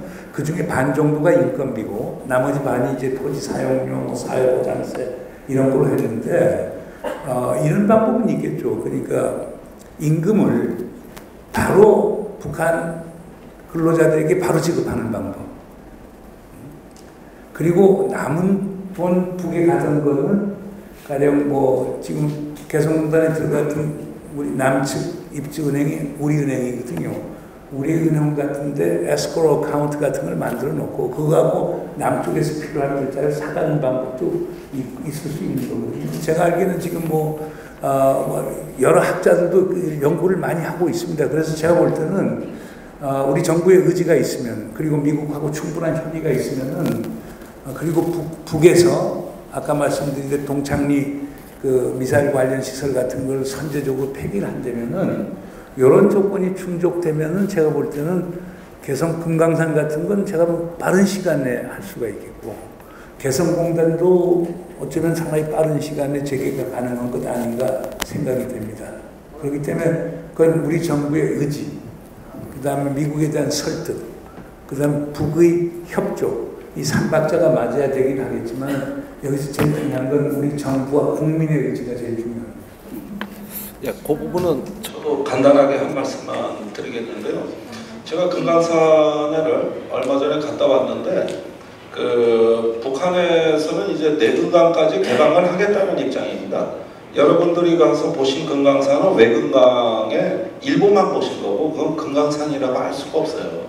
관광자원은 내금강 쪽이 뛰어납니다.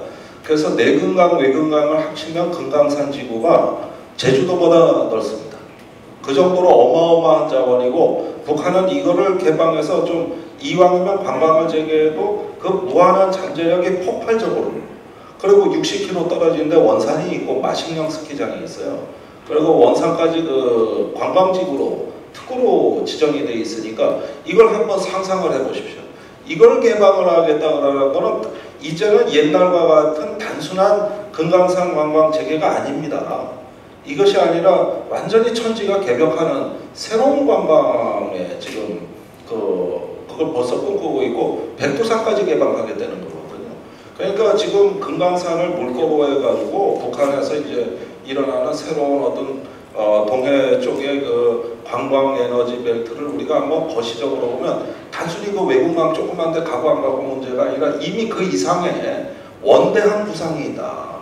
그러니까 지금 문 선생님께서 말씀하신 이 제재 면제, 제재 유예 같은 어떤 계기만 폭발된다면 어느 시점인가는 이것은 폭발적으로 다시 재개됩니다. 과거가 아니에요. 그런 면에서 무한한 가능성을 안고 있는 문제이기 때문에 저는 지금은 당장 옛날의 반감을 제기하는 것이 중요하다 할지라도 이제는 목표 자체가 달라졌다. 이 점을 분명히 말씀드립니다. 다시 또 트럼프 대통령에 관한 질문이고요.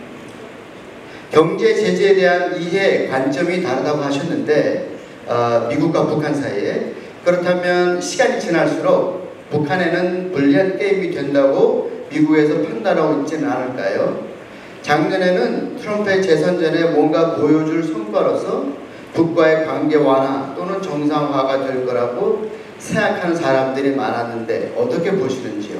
그러니까 제재 관련해서요. 미국하고 북한 사이는 차이점은 아까도 말씀드렸습니다만 미국은 제재 완화를 출구에 넣으려고 북한은 제재 완화를 입구에서 해달라는 거거든요.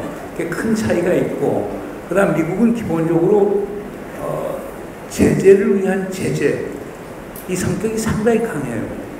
그리고 그 이유는 미국의 지금 주류 인사들의 인식은 crime and punishment, 죄와 벌의 접근 방법이 상당히 많아요. 북한은 죄를 지었다, 벌을 받아야 된다. 그러니까 이런 시각에서 보면은 제재를 조금 유연성 있게 그리고 전략적으로 활용하려고 하는 것 같지가 않아요. 그러니까 지금 북한의 협상 형태를 조금 바꾸고 싶으면 부분적 제재 완화 같은 걸 인센티브를 줘야 되지 않습니까? 근데 그걸 안 하는 데서 지금 생기는 문제점이거든요. 근데 트럼프 대통령은 좀 달리 봐요. 여러분 심리학자 B.F. 스키너의 그 행동 behavioral modification theory 잘 아시지 않습니까?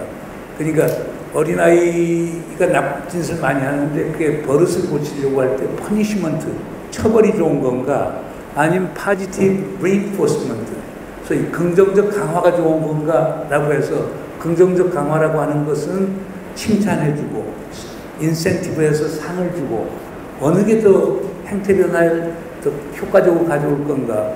스키너가 박사가 얘기한 거는 소위 처벌보다는 칭찬해주고 상을 주는 게 훨씬 행태 변화에 도움이 된다는 거거든요. 그러니까 미국도 트럼프 대통령은 그렇게 생각하는 것 같아요. 그냥 존 볼튼이나 폼페오 같은 사람 둘 다 로이어들 아닙니까? 하나 예일 로우스쿨, 하나는 하버드 로우스쿨 출신인데 법을 하는 사람들은 crime and punishment. 그다음 트럼프처럼 이제 사업을 하던 사람은 positive reinforcement 생각이 상당히 강한데 그게 현실화되지 않는 데 문제점이 있는 것 같아요. 그래서 제가 볼 때는 제재를 신성화, 타부화시키지 말고 제재 완화를 타부화하지 말고 필요에 따라 좀 풀어줄 건 풀어주고 이렇게 해서 북한의 변화를 가져오는 데 효과적이지 않는가 생각이 듭니다. 한미 워킹 그룹이 어떤 법적 근거로 만들어졌나요? sovereignty, 즉 자주권의 침해는 아닌가요? 남북 철도 연결, 개성공단 문제 등 모든 발목을 잡고 남북관계 진척에 방해하는 월크만 아닌가요? 6.15 공동선언을 뒤집는 워킹 그룹은 철폐하지 않나요? 이 워킹 그룹이 만들어진 건요. 작년 11월에 이제 어떤 일이 있었냐면은 정확하게는 폼페오 장관이 작년 10월에 이제 평양을 방문했었거든요. 그때 사실상 큰 진전이 없었어요. 그런데 그 과정에서 남북한 간의 군사 합의 이행 같은 거에서 남북한 간에는 잘 되는 것 같고, 그런데 북미 간이 안 되는 것 같으니까 미국에서 우리 측에 대해서 의심을 가졌죠. 우리 몰래 지금 북한하고 뭐 하는 것 아니냐. 그렇게 해서 이제 스티브 비건이 한국 왔을 때 그래서 합의를 한 게 그러면 워킹그룹 만들자. 그래서 그 법에 의한 것보다도 한국과 미국, 그러니까 미 국무부와 한국 외교부 사이에 소위 임의적으로 그런 워킹그룹을 하나 만들어서 2주에 한 번씩 만나서 스티브 비건하고 한국의 이도훈 평화교섭본부장이 2주에 한 번씩 만나서 서로 터놓고 얘기하자. 그런데 대통령께서도 그런 지시도 했어요. 지금. 미국에 대해서 모든 걸 투명하게 하고 하지 미국에 숨길 생각이나 이런 생각을 안 하는 게 좋다는 그런 지침을 대통령 주셨기 때문에 거기서 이제 얘기를 하는 거죠. 근데 이제 워킹그룹 하는 과정에 아까 지적을 했습니다만은 단순히 워킹그룹의 문제가 아니고 미국이 큰 제재의 틀 안에서 우리 철도 연결 사업 같은 데도 제동도 하고, 그 다음에 또 유엔 제재위원회에서는 이산가족 재상봉을 위한 그 화상 상봉을 위한 장비를 하는데 몇 개월이 걸렸어요. 몇 개월이. 유엔 제재위원회에서 자꾸 이제 반대를 하고 그러니까, 물론 그 배후에는 또 미국이 또 있겠습니다만은, 그래서 우리 뭐 정부 입장 그런 것 같아요. 대통령 입장도 미국하고 하여간 투명하게 협력할 건 하고, 그 안에서 설득해서 우리가 남북 관계를 좀 개선해 나가자라고 하는데, 지금까지 제약이 많이 있었던 건 사실인데, 아마 미국이 이제 우리 정부 측에도 또 레버리지를 좀 줄 거예요. 우리에게 레버리지 주지 않고 일방적으로 미국 따라간다고 하면 우리가 설 자리가 어디 있겠습니까? 그런 점에서는 문재인 정부도 좀 과감한, 소위 결기 있는 자세도 좀 필요하고, 그래서 대신 워킹그룹 만났으니까 협의는 투명하게 하지만, 거기에서 우리가 통보할 건 통보하면 돼요. 그러니까 또 금방산 개인 개별 관광은 허용해 주기로 했다. 통보하면 되는 거예요, 그냥. 그렇잖아요. 그래서 우리 정부가 조금 과감하게 할 필요가 있다. 과연 트럼프 대통령 이후에도 남북관계의 개선 여지는 없는 건가요? 트럼프 대통령의 영향 없이는 안 되나요? 민주당에서 다음 대통령이 나온다면 남북관계는 어떻게 풀릴 거나요? 아니, 저는 좀 이런 게 답답한 게 한 가지 사례를 들어보죠. 옛날에 키신저 국무장관이 이제 닉슨 대통령 지침을 받고 당시에 중공하고 대탕트 외교를 추진하지 않았습니까? 그거를 원래 공화당 정권이 민주당에는 일체 비밀로 하고 정권적 차원에서 시작했던 일입니다.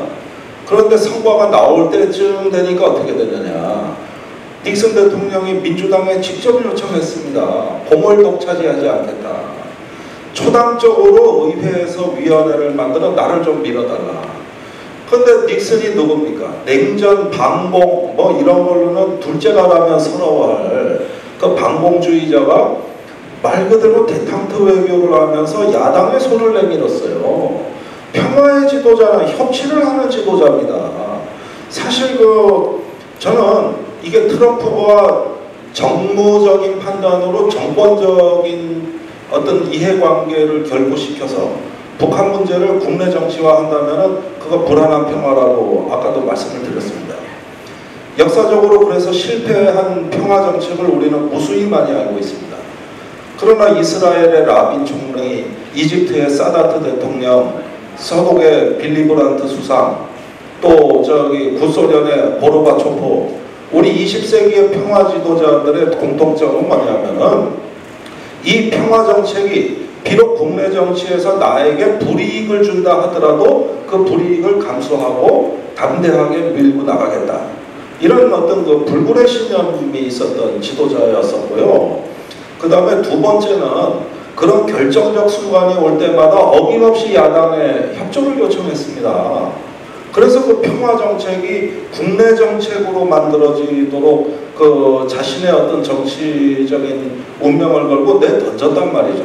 김대중 노무현 대통령의 햇볕 정책은 10년이나 지속돼 그분들에게 두 지도자에게는 정치적 불이익을 줬던 정책입니다. 햇볕 정책으로 김대중 노무현 대통령이 무슨 국정 안정과 지지율의 상승이 있었습니까?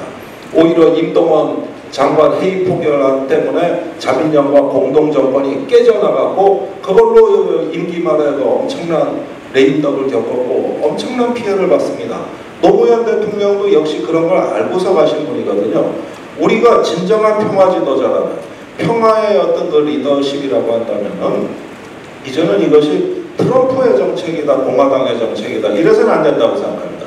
그거는 어느 정도 대화를 궤도 위에 올릴 때까지는 우리가 수긍할 수 있고 충분히 수용할 수는 있으나 한반도 평화는 트럼프 혼자 하는 것도 아니고 우리가 어떤 협치와 연정과 또 그걸 통해서 이루어지는 어떤 포용의 정신으로 결국은 평화가 완성될 건데 그럴 때 국내 정치의 뒷받침이 너무나 중요하다. 지금 미국에서 제가 제일 아쉬워하는 게 민주공화당 간에 과연 국가 이성을 갖고 이 문제를 대화했는가를 저는 묻고 싶은 거고 그러니까 트럼프가 잘하길 바라지만 그거보다 더 중요한 거는 미국의 국가 이성이다.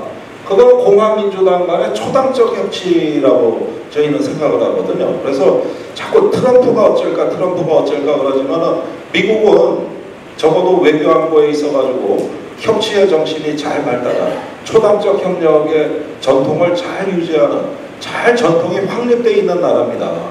그 국가 이성에 호소해야 된다고 저는. 그에 관해서는요. 그러니까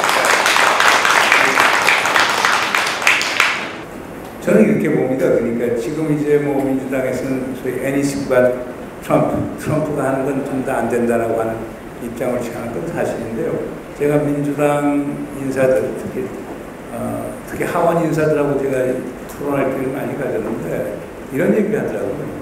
트럼프 대통령이 진짜 북한하고 비핵화 협상에 구체적인 진전을 이루게 되면은 민주당 정부에서 집권한다고 해도 다 이행해 준다는 거예요. 그러나 그렇지 못한 상황에서 내년 대선 가서 또 북한 문제 같은 거 활용을 하고 이렇게 했었을 때는 민주당 후보가 대통령이 되면은 완전히 다른 길로 갈 수 있다라고 하는 얘기를 했어요. 그렇기 때문에 지금 중요한 건 그건 북도 우리 남도 다 인식해야 될 것은 하여간 트럼프 대통령이 지금 북한하고 뭔가 만들어내려고 할 때 특히 금년 이내에 가시적인 성과를 가져와야 돼요. 북한이 비핵화에 구체적인 진전이 있어야 돼요. 그러려고 미국도 그에 상응하는 부분적 제재 완화가 있고 이렇게 해서 진전이 이루어지면은 누가 다음 대통령이 된다고 하더라도 그걸 절대 팔을 뒤집지 못할 겁니다. 북의 선제적 조치 없이 남에서 보다 적극적으로 미국을 먼저 움직이게 하여 평화 대화 국면을 이끌어낼 수는 없을까요? 라고 하는 질문이고, 또 하나는 남북 철도 연결 사업이 안 된 거에 대해서 말씀을 하시면서 미국이 유엔 사령부의 이름으로 이 사업을 허락하지 않았다. 그렇다면 한국 정부는 왜 미국의 부당한 간섭에 한마디에 항의를 못하고 있습니까? 정부의 대책은 무엇인가요? 두 번째 철도 문제는요. 우리 정부도 지금 특히 청와대에서 엄청나게 미국과 그 점 갖고 다투고도 있고요. 그런데 이제 문제는 유엔 안보리 제재 결의안 위반한 물품들이 쉽게 해서 쇠덩이 들어간 거 북에 못 들어가요. 심지어 알루미늄 샤시 갖고서 저 결핵 환자들, 그 내성 가진 결핵 환자들 소위 병동 지어주는데 알루미늄 샤시 들어가는 것까지 못 들어가게 하는 입장이거든요.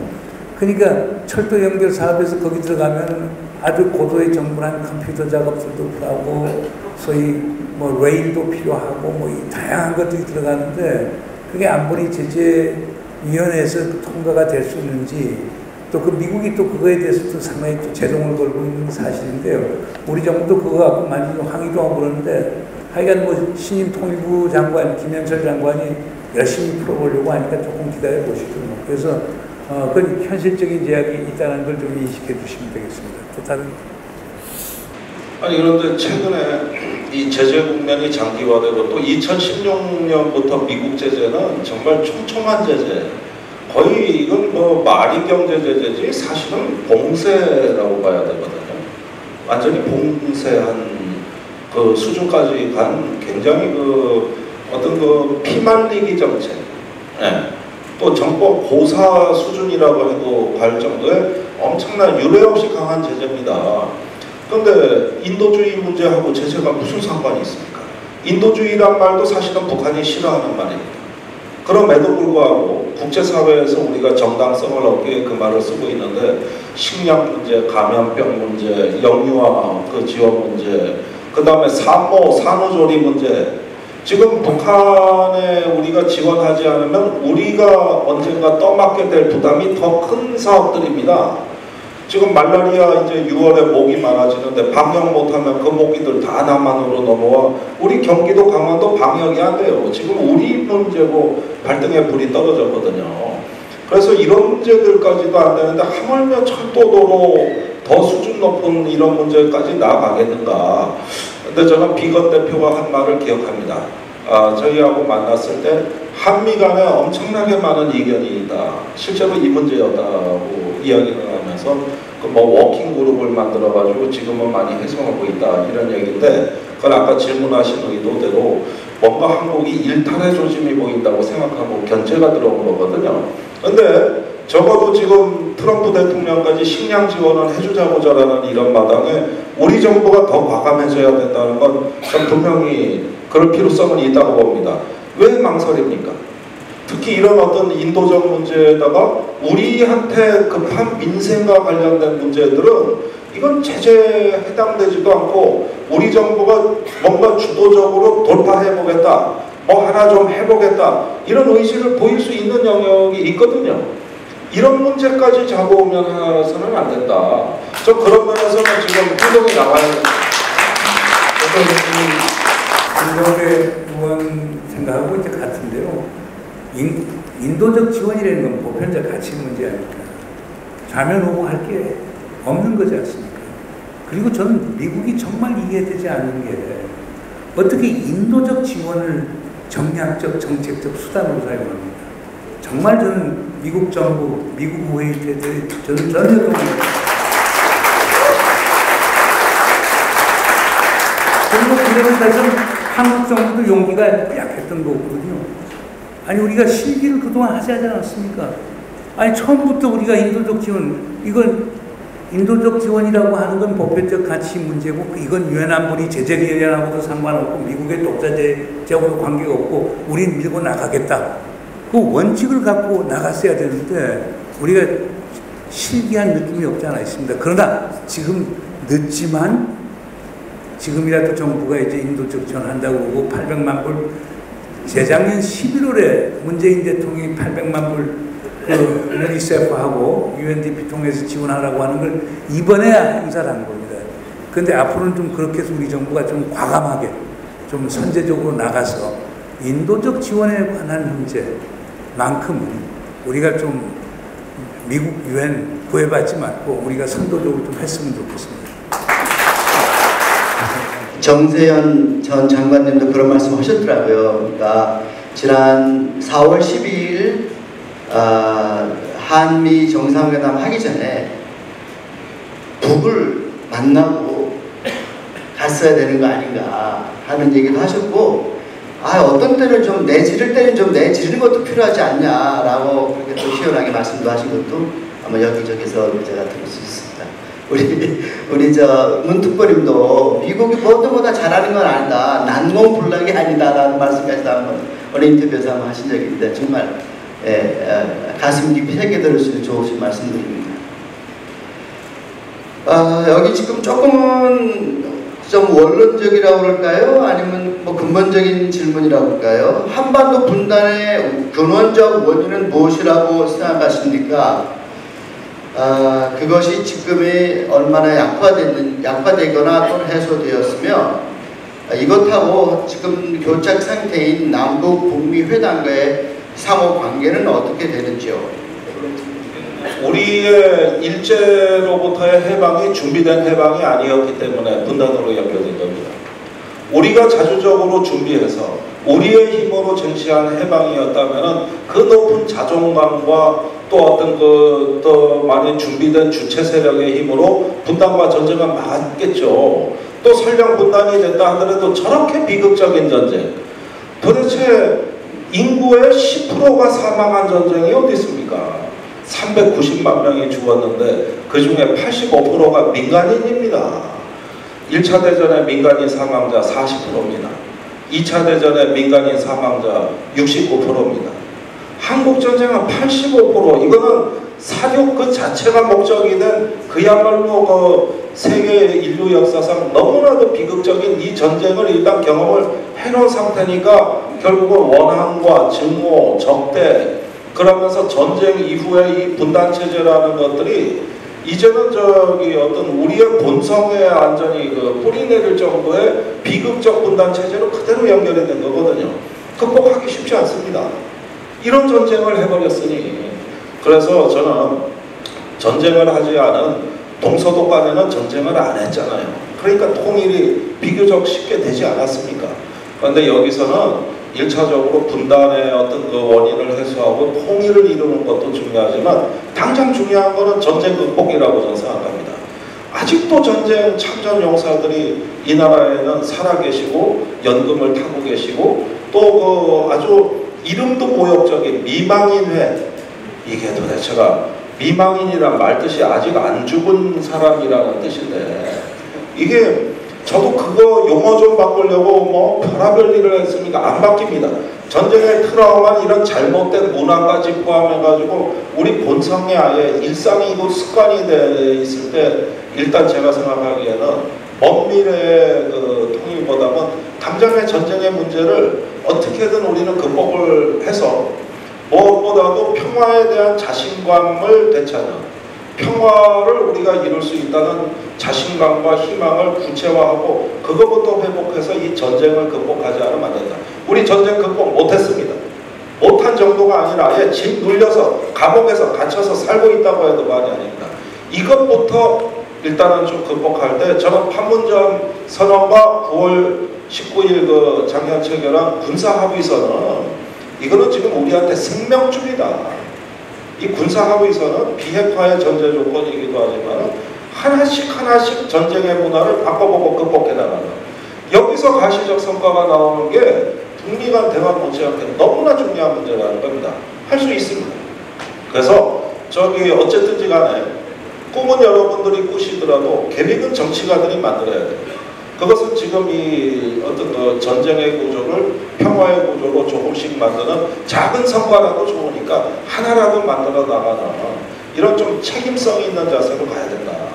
저는 그런 문제들이 분단과 통일 더 나가서 이제는 우리의 어떤 팔자를 바꾸는 이런 어떤 새로운 대한민국을 가는 한민족 생활권의 새로운 역사를 쓰는 길이라고 보는데, 그것에 너무 집착하지 말고 일단은 평화를 이루자. 그런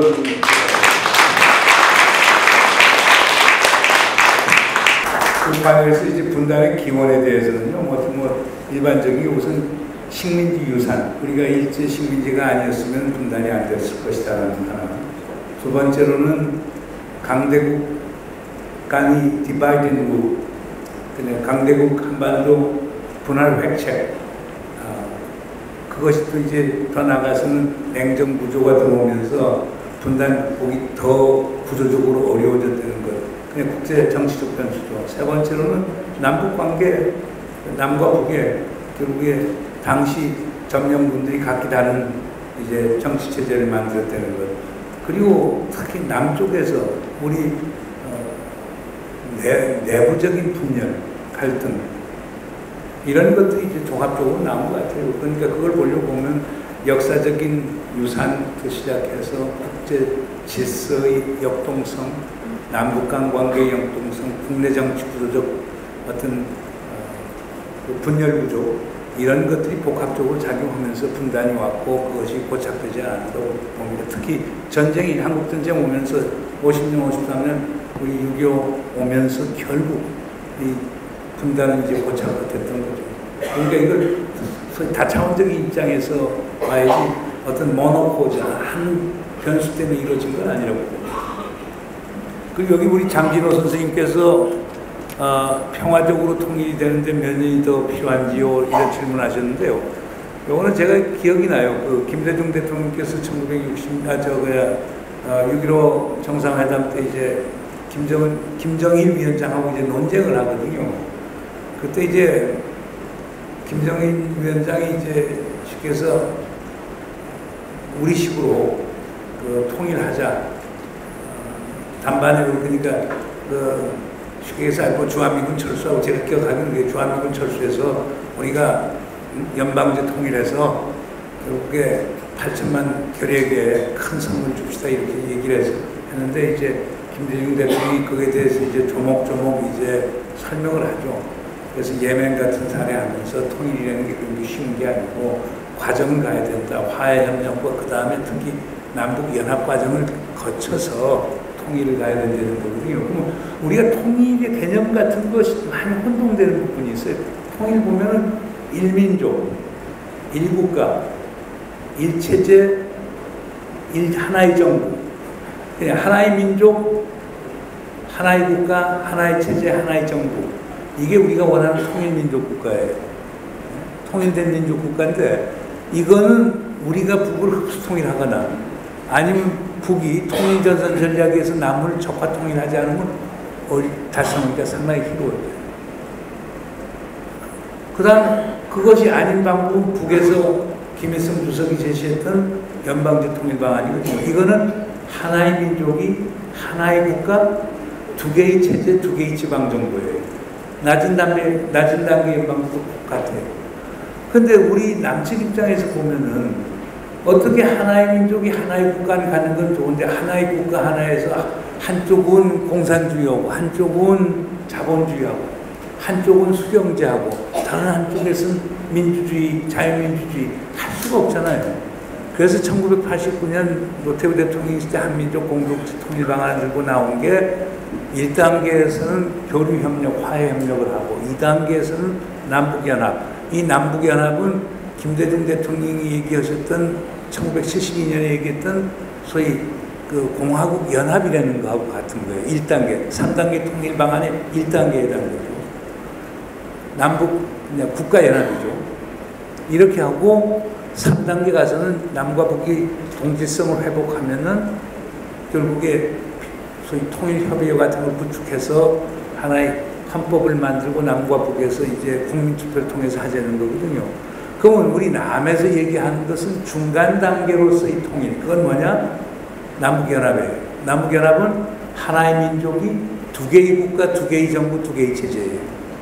단 남과 북 사이의 협력과 통합을 제도화해요. 자자에게 정상회담 정례화하고 강요회담, 국회회담 제도화시키고 사람과 물자가 자유롭게 오갈 수 있는 사실상의 통일을 만들자라고 하는 게 우리 정부가 얘기하는 거예요.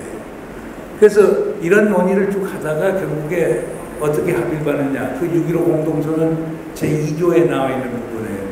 남이 제안한 남북연합과 북이 제안한 낮은 단계 연방제 사이에 공통점이 있다라고 하는 것을 두 정상이 인정했고 앞으로 연구해 나가기를 딱 했거든요. 그래서 그 과정에서 우리 김대중 대통령이 남북연합에 대해서, 남북국가연합에 대해서 한창 설명을 딱 했어요. 그래서 김정일 위원장이 우리 김대중 대통령 앞에 이렇게 물어봐요. 그런 남북연합 통일은 얼마나 걸립니까? 우리 김대중 대통령이 30년은 걸릴 것 같다고 그러니까 김정일 위원장이 뭐라 50년은 걸리겠죠. 이런 얘기해서 그걸로 제가 답하겠습니다.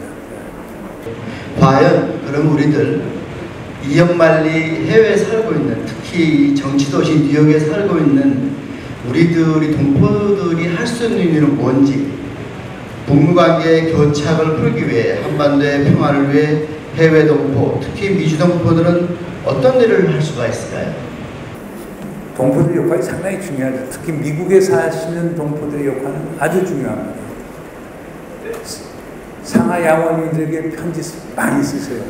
백악관에 편지 계속 쓰십시오. 개성공단 재개 허용해달라. 금광산 공항 재개해도 문제 제기하지 말라. 그리고 하여간 제재를 좀 현명하게 전략적으로 좀 활용하라. 이런 것들 정치적 영향을 행사하세요. 그리고 우리 앤디 킴 같은 친구 우리가 코리안 아메리칸으로 지금 하원에 들어가 있지 않습니까? 그런 친구 동료 좀 많이 해주시고 그런 친구들한테 좀 캠페인 펀딩도 조금 도와주시고 그리고 그런 친구들 통해서 여러분들이 목소리가 나오게끔 하고 결국 그렇습니다. 여러분이 도움을 줘야 하는 것은 여러분이 정치적 영향력을 행사하는 겁니다. 그 대한민국 정부 대상이 아니고 미국 정부 대상입니다. 뭐냐? 여러분이 원하는 게 한반도의 평화를 원하니까. 한반도에 전쟁이 있어서는 안 되는 걸 원하니까.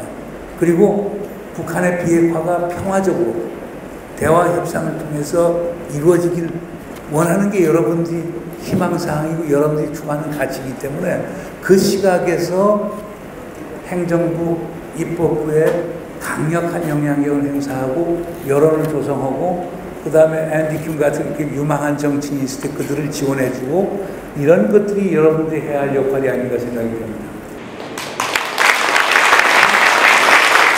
마무리 발언인 것 같습니다. 우리 문정인 특보님께서 거의 뭐 정답을 주셨다고 생각하고 또 잘하고 계시고 거듭 감사의 말씀을 드립니다만은 저 앞에 군복 입고 태극기 들고 계신 분들이 또 계셔가지고 우리의 노력을 상당히 잠식해버리더라고요. 그래서 참 안타까운데 저분들하고도 좀 한번 대화를 해보고 싶어요. 국내에서 늘상 만나는데 여기까지 오셔가지고 우리끼리 대화는 또 해야 된다. 예, 여기서 우리 분열된 모습 보이면 안 되니까. 그래서 그것도 중요하고요. 마무리 말씀을 올리겠습니다. 오늘 저는 너무 행복하고 감사하고 여러분들 사랑합니다. 제가 왜 여러분들이 소중한가 한 말씀 드리면은 작년에 북한 가서 뭐 아태평화위 또 실세들이라고 나와가지고 1박 2일 대화를 해보고 또 여기 미국에 와서 정치인들 만나면서 느낀 게 너무 그 자국 중심주의, 자국 우선주의, 또 자기 과시 이런 권력자들의 행태가 다 나오고 있어요. 그러다 보니까 그 어떤 자기만의 주관주의, 그 자기중심적인 사고에 많이 갇히다 보니까 대화가 잘 안 됩니다.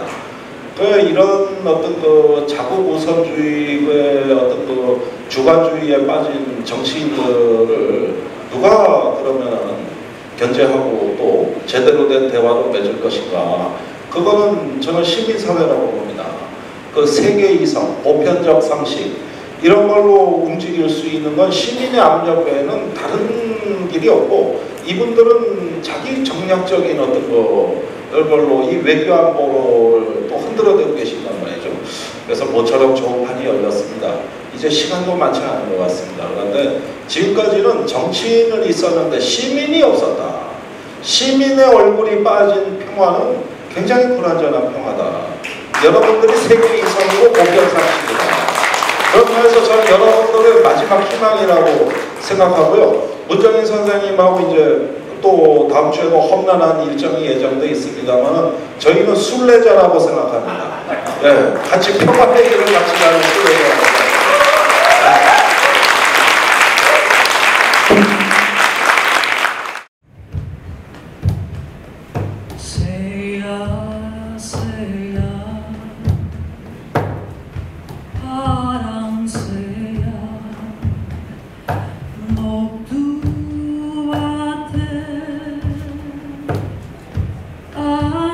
마라 녹두